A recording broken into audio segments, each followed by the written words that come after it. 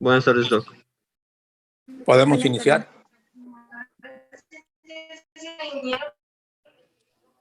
Buenas tardes, doctor. Sí, podemos iniciar. Ok, bueno, continuando.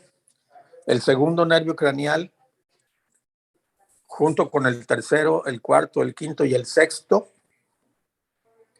a ellos les vamos a estudiar la mirada primaria, que es viendo hacia adelante. Los movimientos oculares en los 4 cuadrantes, hacia arriba, hacia abajo, a la derecha o a la izquierda. Le vamos a estudiar si existe una pérdida de la mirada primaria. Esta pérdida de la mirada primaria, una de las causas más comunes es cuando los ojos, ambos ojos, se desvían a la derecha o a la izquierda. Se dice que cuando hay una lesión del lóbulo frontal, como un tumor, una hemorragia, ¿sí?, el paciente ve el lado de su lesión. Es decir, si ambos globos oculares están desviados a la izquierda, existe una lesión del lóbulo frontal izquierdo. Si ambos globos oculares están desviados hacia la derecha, pues hay una lesión del lóbulo frontal derecho. También podemos ver en algunas ocasiones que ambos globos oculares están viendo hacia el piso o hacia abajo. Y aunque nosotros giremos el cuello hacia atrás, los globos oculares permanecen hacia abajo. Y esto ya lo habíamos comentado, se conoce como el signo de Parinot o del sol naciente, y se ve generalmente en afecciones del mesencéfalo, del acueducto a nivel del tejido del acueducto periventricular o de Silvio, en pacientes donde puede haber una disfunción de un sistema derivativo o el paciente puede tener una hidrocefalia. En algunas otras ocasiones podríamos ver pacientes en donde tiene ambos globos oculares desviados hacia arriba. Y esto generalmente es en el periodo ictal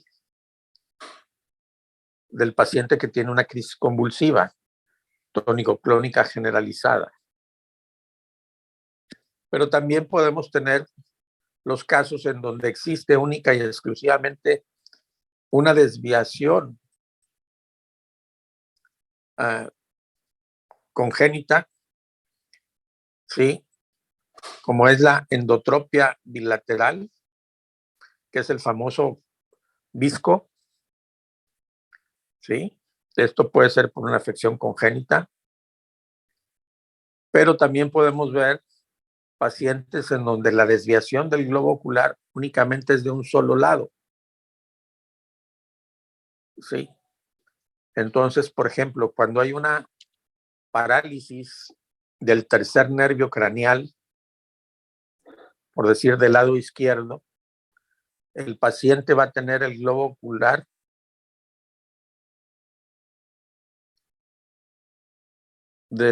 hacia afuera y hacia abajo. Se va a acompañar de midriasis pupilar y de ptosis palpebral superior. Repito, cuando hay una parálisis del tercer nervio craneal, en este caso como ejemplo pongo el lado izquierdo, existe la ptosis palpebral superior. Si nosotros levantamos el párpado del paciente, vamos a ver que el globo ocular tiene una versión externa e inferior y la pupila va a estar midriática, es decir, va a estar aumentada de tamaño. Y esta afección se presenta por lo general en los aneurismas de la arteria comunicante posterior. En este caso, pues sería del lado izquierdo. Pero si el paciente tuviera todo esto del lado derecho, pues sería un aneurisma de la comunicante posterior del lado derecho. En otras ocasiones podemos tener nosotros una desviación del globo ocular hacia adentro, hacia la porción nasal, y esto se debe a una parálisis del sexto nervio craneal. Generalmente lo vamos a ver en las neuropatías, sobre todo la diabética y la alcohólica.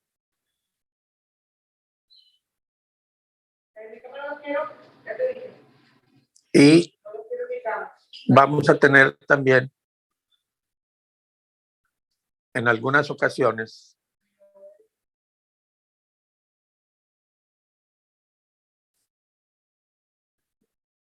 que puede haber también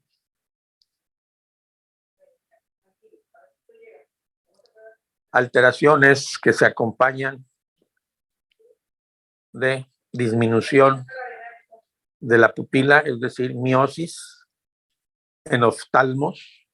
La hendidura bipalpebral es más pequeña y hay anhidrosis a nivel malar e hipertermia. Y esto se conoce como síndrome de Horner. Generalmente se va a presentar en traumatismos a nivel del cuello, donde hay afección de la cadena simpática.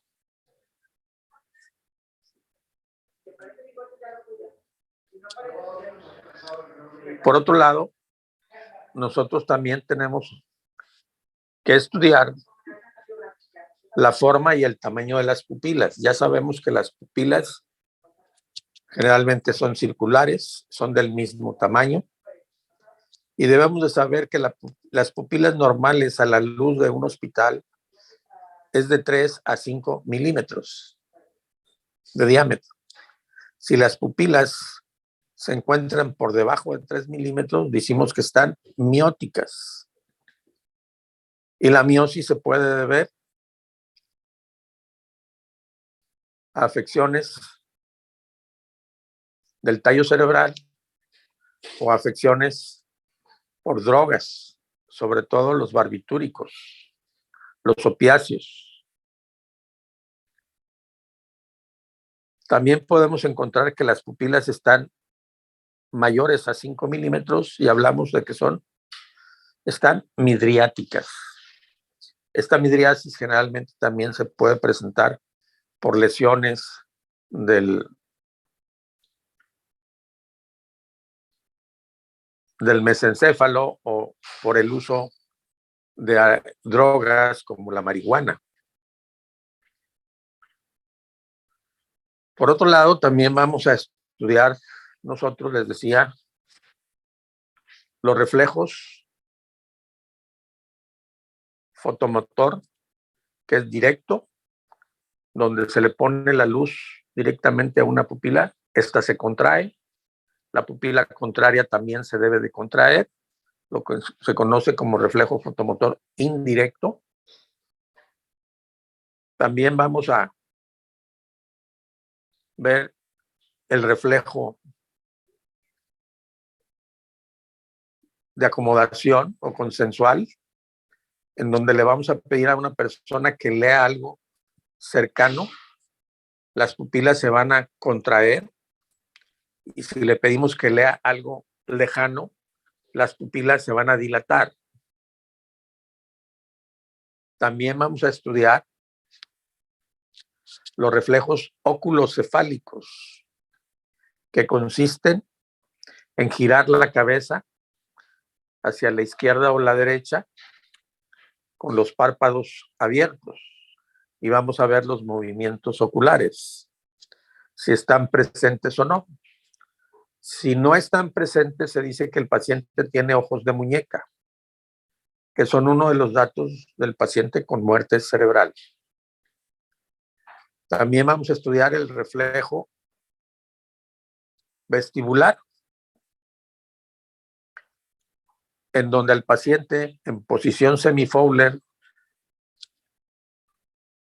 generalmente de 30 a 35 grados, con un otoscopio vamos a visualizar las membranas timpánicas, y si vemos que las membranas timpánicas están íntegras, con una jeringa nosotros podemos introducir en el conducto auditivo externo solución fisiológica y vamos a ver si existe o no la presencia de nistagmus. Cuando no existe, pues también nos habla de una lesión por muerte cerebral. También vamos a estudiar el reflejo corneal, el cual, de manera gentil, con un hisopo, un algodón o una gasita, vamos a tocar la esclera del ojo, que es lo blanco, y normalmente el paciente tiende a parpadear o a cerrar los párpados. Cuando no se presenta esta reacción, pues también decimos que el paciente puede estar con datos de muerte cerebral. Entonces, estos tres reflejos, vuelvo a repetir, reflejo oculocefálico, oculovestibular y corneal, únicamente se exploran cuando consideramos que el paciente pudiera tener una muerte cerebral.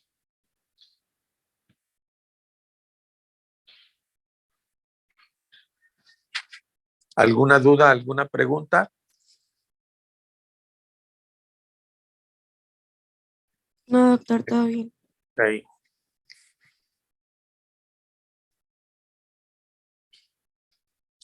Bueno, siguiendo con los nervios craneales, decíamos que en el tercero, pues vamos a tener una afección de un aneurisma de la comunicante posterior, por lo que vamos a tener nosotros la ptosis palpebral, la exoftalmos inferior del globo ocular y midriasis. Cuando hay una afección del cuarto nervio craneal, ¿sí?, que es el patético, que va a inervar el oblicuo menor, el paciente puede tener diplopia, es decir, ver doble. Generalmente ve en forma oblicua las letras y muchas veces, para evitar esta diplopia, el paciente de manera involuntaria inclina o lateraliza un poquito el cuello para compensar y así evitar la diplopia. Esto es extremadamente raro. Cuando se presenta puede ser un tumor del mesencéfalo. Después tenemos nosotros el quinto nervio craneal, en donde generalmente la patología primaria de él es la neuralgia del trigémino. Y aquí hay que recordar que este nervio tiene tres ramas sensitivas que son conocidas como B1 frontal orbicular, B2 malar y B3 mandibular o maxilar. Y se caracteriza porque de forma súbita y sin causa aparente, el paciente puede tener un dolor de gran intensidad, tipo descarga eléctrica, en los dermatomas a los que corresponden las raíces afectadas.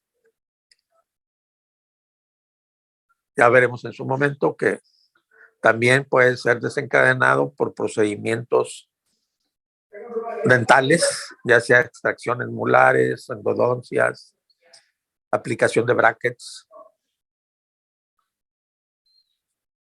Después tenemos el sexto nervio craneal, en donde vamos a ver que el globo ocular está desviado hacia la porción nasal, es decir, hay una endotropia. Y esto generalmente también se puede deber a un tumor de la protuberancia o a un infarto o una pequeña hemorragia. Después tenemos el séptimo nervio craneal, que es el facial, en donde vamos a estudiar sobre todo la porción motora, que tiene que ver con la mímica facial. Le vamos a pedir al paciente que abra los ojos, que cierre los ojos, que eleve las cejas, que frunza el entrecejo, que infle un globo, que nos enseñe los dientes, que silbe, y vamos a ver si no tiene problemas en la masticación. Entonces aquí el nervio facial generalmente va a tener dos patologías clínicas muy frecuentes. Una conocida como parálisis facial periférica o parálisis de Bell. en donde se involucra los músculos del ojo y de la comisura bucal. El lado de la lesión es el lado de los músculos del globo ocular que están afectados. Es decir, si yo tengo, por ejemplo, del lado izquierdo, tengo una retracción palpebral, tengo un aumento de la hendidura bipalpebral, tengo inyección vascular, tengo epífora, tengo imposibilidad para ocluir el párpado. Ese lado es el lado de la parálisis. Y se va a acompañar a nivel de la comisura bucal con desviación de la comisura bucal hacia la derecha. Esta parálisis facial periférica generalmente se va a deber a cambios bruscos de temperatura, a infecciones virales y en casos muy raros a enfermedades desmielinizantes o a tumores a nivel de la protuberancia. Pero también les había comentado que tenemos lo que es la parálisis facial central. En esta no hay afección de los músculos de los globos oculares, únicamente existe una desviación de la comisura bucal hacia el lado sano.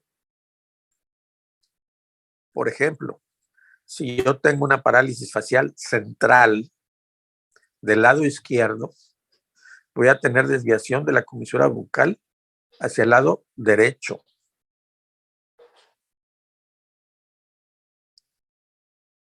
Y se va a acompañar de una hemiparesia o hemiplegia